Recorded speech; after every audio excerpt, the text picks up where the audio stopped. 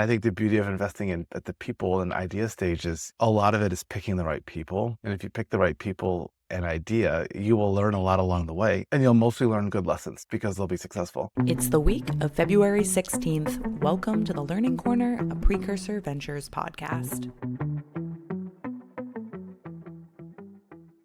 Welcome to the Learning Corner by Precursor. I'm Mia Farnham, and I'm joined by our GP and managing partner, Charles Hudson, where we will be talking through the articles and good reads that caught our team's attention over the past week. Topic number one is an essay by Sarah Nolet from Tenacious Ventures, where she acknowledges that AgTech has been historically viewed as a sector that doesn't work for venture capital, but pushes back on that narrative, asking whether investors are simply approaching it with the wrong mindset. Throughout the essay, she highlights a few key issues. AgTech doesn't fit the typical VC timeline, so the industry has longer adoption cycles and requires patience that a lot of funds just don't have. Customers have very different incentives. Farmers aren't purely optimizing for profit. They manage risk in a way that doesn't always align with a rapid tech adoption. And then many AgTech startups fail because they're applying SaaS-style expectations to a sector that doesn't operate like software. So think vertical farming. Nolet suggests that instead of writing AgTech off as uninvestable, investors should actually rethink how they structure deals, measure success, and engage with the sector. So Sarah makes a really strong case that AgTech isn't necessarily broken. It just doesn't conform to the standard VC playbook. So Charles, do you think there's an opportunity for more specialized capital in AgTech? Similar to, I was thinking about biotech,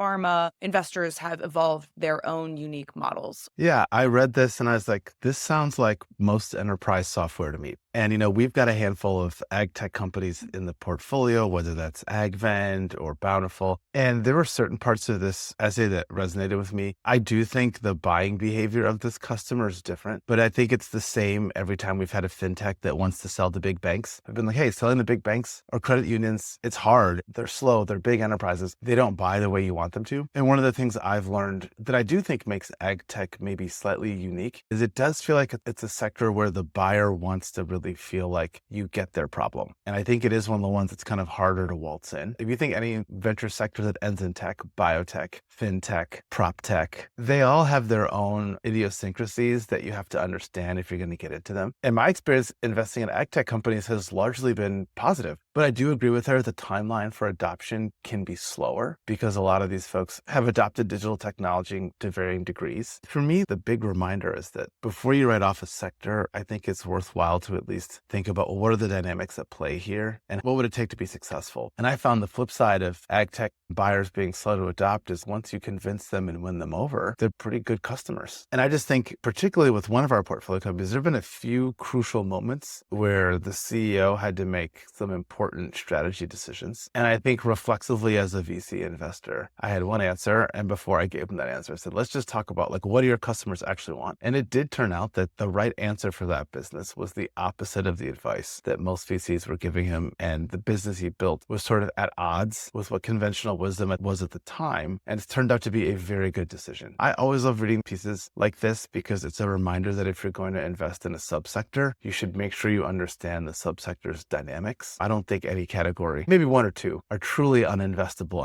under any circumstance. It's interesting that vertical farming became one of the first areas that investors love to flock to because I think the models felt familiar. Dump cash in, wait for it to grow, et cetera, et cetera. I think to your exact point, that's where we got it wrong. We didn't really understand the end customer, the issues with supply chain, the long horizons for actually how to optimize that model in a way that made sense. And so then, not AgTech's fault, they took a beating of investors writing it off because they saw a specific area within that sector that didn't work in a traditional venture model. And I think the other thing I've come to really appreciate is the intersection of markets can be really complicated. So I think some of the vertical farming, it was like ag tech plus robotics, two markets that operate very differently on different timelines and require different skills coming together. I think that was always going to be hard. One thing, I guess, that's been running in my brain, just because my prior background was life sciences and healthcare and more biotech, I've found that it is difficult for funds who maybe take one or two bets into an area that requires such deep research or deep thinking into the area and a long horizon to understand it. How do you make it work when you're making one or two bets within a space like ag tech that you have to have a lot of conviction and patience for? I think the freedom in making, call it 80 to 100 investments per fund is that I don't think I would do 80 to 100 of anything, of any one theme. We've done some things in electric vehicles. That started with one investment. And I was like, oh, I now know more than I did before. Not enough to be dangerous, but more than I did before. And I think the beauty of investing in at the people and idea stage is a lot of it is picking the right people. And if you pick the right people, an idea, you will learn a lot along the way, and you'll mostly learn good lessons because they'll be successful. And if you don't, I think the hard thing is always, hey, did I pick the wrong team? Or is this a category that's inherently flawed? A few years ago, I was like, oh, digital health is too hard for startups, or wellness, fitness is too hard for, I would say 2 years ago, everyone's like, consumer fintech is over, and I guess it's back now. I think investors fall in and out of love with these categories, usually based on their most recent experience. How should you, as a founder within a space like ag tech, evaluate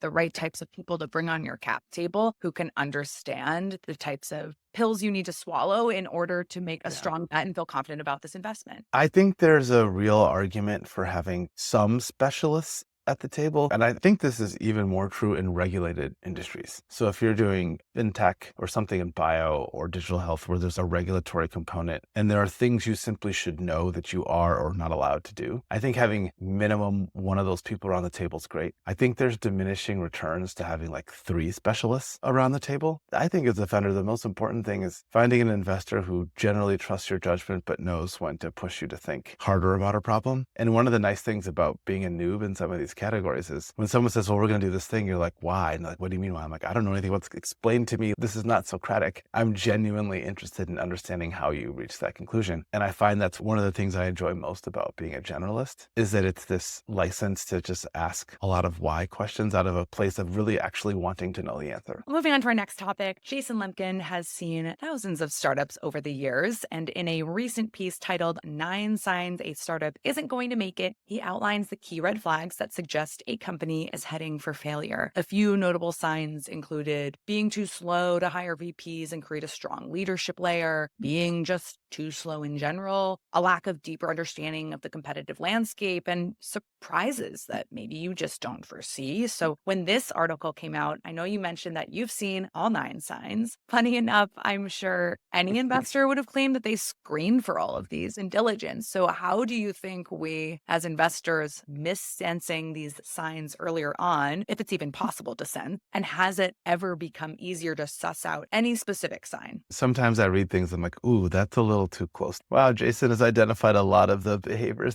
It's funny. I realize I have been trying to build scaffolding at our firm to identify these things. And I've been working my way backwards from when they show up. As you know, we have this thing we do about 6 months after we invest where we take inventory of the company and like, what have we learned? And I've found the most important thing at 6 months is product velocity. In that slideshow, a lot of it boils down to speed, and not just speed, but like velocity. Are you moving quickly in the right direction? On a lot of dimensions, but a lot of it comes down to speed. And I found the companies in our portfolio where product velocity is good at 6 months are generally successful and on track. And the reason I typically try to take this snapshot at 6 months is if you do it after your first check-in with the company, you might get a false signal. And if you wait to a year at pre-seed, it's probably too late to do anything about it. But at 6 months, you can evaluate the company and you can change your plan as a VC for how you want to advise and manage this investment. And so I started looking at the companies that weren't fast. And I was like, well, what are some of the characteristics? And one of the big ones I started noticing is people who have previous startup experience, not necessarily as the founder, but having been in a 0 to 1 or very small startup. I think your sense of pacing and urgency is just better. You have some sense of, well, what can a startup get done in a day and what does good and speed feel like? And I found that people who didn't have that experience, some of them were able to naturally acclimate because they were just naturally aggressive, urgent people. But a lot of people were just sort of like, well, what am I supposed to get done today? And I'd have people who'd, they would tell me, well, this is going to take a quarter to implement this feature or do this thing. And I'm like, a quarter? That sounds like a 2-week sprint to me. Not to go, well, we got a plan and we do the reason. I was like, oh,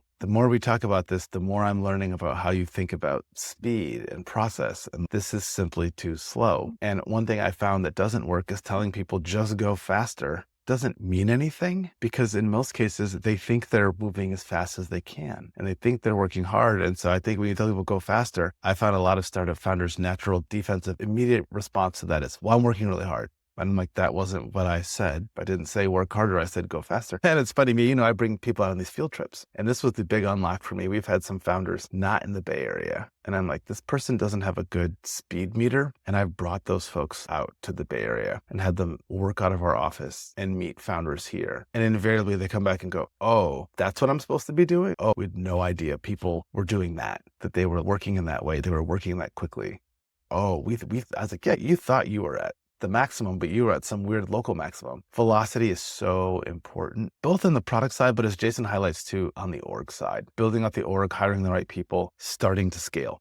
I also think hiring on third-party vendors, if that's the support you need, and then also knowing very quickly when to stop using them. If it's Amazon growth teams that you're bringing on or a third-party group to boost up any sort of increase in sales, if it's not working, move on. You have to kiss a lot of frogs. And the longer that you wait with something that's not working, it's just to drag on the amount of money that you're spending and you're not seeing the output that you need to. And yeah, the thing you just said is the lesson that a lot of people have to learn. I always tell them, like, something that isn't working isn't going to magically start working at a startup. You have to actually fix it. Well, we're not really happy with our growth team, but we're going to give them one more month. I'm like, why? You just told me you're not happy. There are lots of other agencies you could go hire. If you're not happy with these people, why would we give them another month? And it's not usually so much about the money, it's about the time. I think as this nature of like round nomenclature gets more confusing, I think increasingly most investors are like, tell me how much money you had, show me where you were at time zero, and show me where you are today. Those are the data points I kind of need to figure out, is this a good company? There are other signs here that Jason mentioned, like manipulation, sociopathic behavior. And I know we're trying at Precursor to try and capture some of the intangibles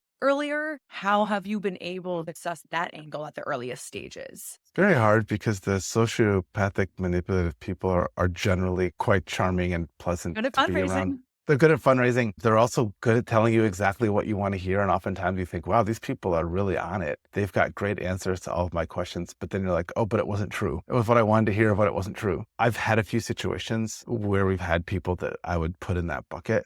And when every time it becomes apparent that's what we're dealing with, I'm like, if I'd really had my antenna up, there were signs. Oftentimes the signs are there's a couple of really good people who leave. And you're like, wow, that person was great. They leave and the CEO, I was like, I didn't want them anyway. Or you're like, really?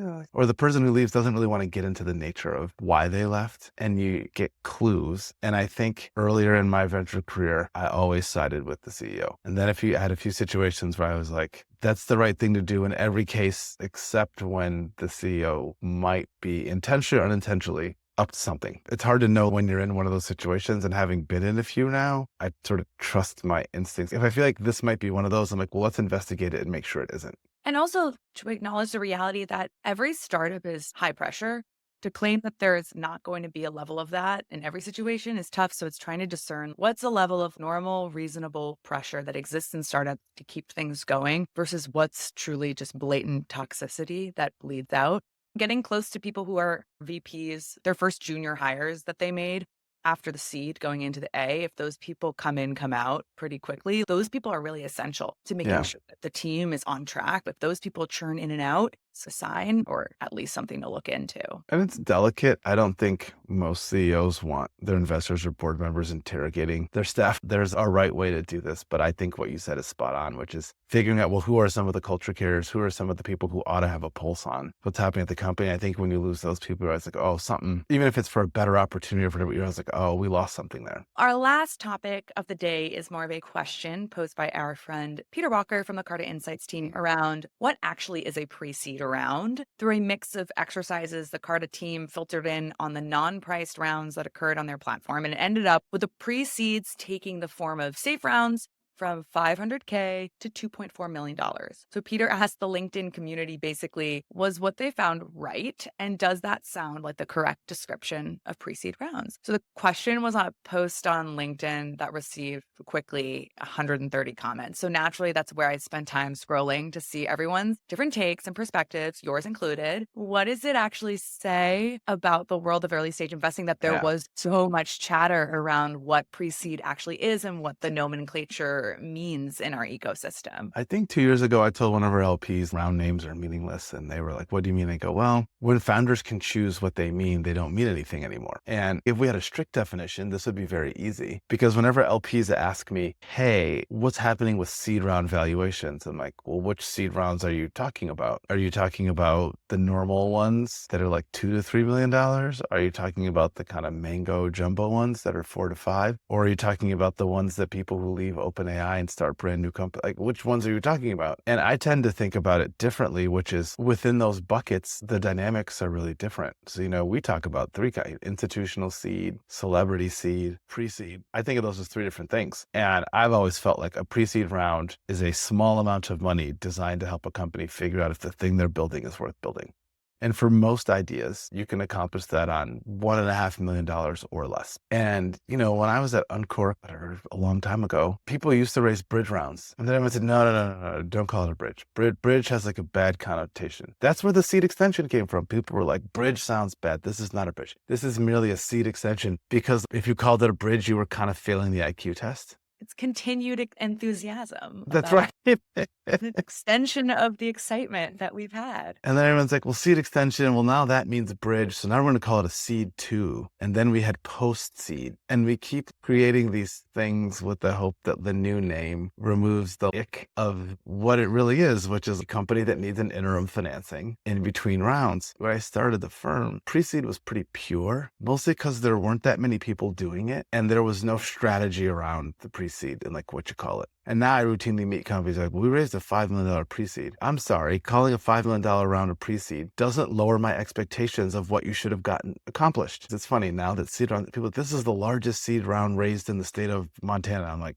great. It sounds more like the Series A to me than the seed round, but if that helps. The thing that it's made hard is a lot of the arguments I try to make to LPs about why pre-seed is a good category to invest in. It's that you're capturing good ideas earlier, and that like some of those companies will graduate to seed, and you will see kind of like a conversion, and you can measure how good we are at picking these ideas. But now that like what a pre-seed is blurry, and what a seed is blurry, like that conversion math has become really hard to understand. And so now I'm just like, the point of pre-seed is to capture good ideas early, period. And as Hunter Walk would say, seed is a process. Most of our companies are going to raise multiple rounds. So even when I do investor intros now, I've just stopped saying they're raising a seed. I'm like, they're raising $3 million. I don't know what to call it. They're raising $3 million. Here's where they are. I hope you're interested in the company. The end. I don't even know the ins and outs of how other investors think about their benchmark. Right. If you say pre-seed, they'll say this is a really big one. So just tell me how much they're raising, and then we'll move on from there. Last question. Who do you think benefits the most by having this clarification? Is it us as investors or founders? I think a lot about right now in AI investing land. I think honestly investors need the clarification, because founders kind of control and run that market dynamic right now. If they're like, I want to raise a $6 million seed, people will write that check and they will call it a $6 million seed. I've concluded that a seed round is any round that a seed investor invests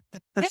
And like, this is my new conclusion, which is that a lot of people are like, hey, I have a seed fund. Anything we do is seed because I said so. Whether it's a $15 or $20 million seed round. One group who I think at least is intellectually honest about this is Ed and Elliot at Bold Start. They're just like, we invest in inception. We invest at the very beginning. Sometimes the very beginning looks like 500 on 5. Sometimes the beginning looks like 20 on 200, but we want to be there at the beginning. And this is sort of the thing I think about the most for our model. I have a similar mindset to them, which is my goal. No one can really be the first round, because first round brilliantly owned that by naming the firm First Round Capital. But I think to me, pre-seed rounds are about what needs to be proved. And we don't do a lot of the deep tech, hard tech, climate tech stuff that either needs or has the ability to raise $20 million out of the gate. I think that's my new working definition, is that a seed round is anything that a seed fund invests in. Yeah, it's whatever people want to call it, basically. That's right. We are all out of time for today. Thank you, Charles, for stopping by. Thank you to our listeners. Please like and subscribe, and we'll talk to you all next week. Thank you.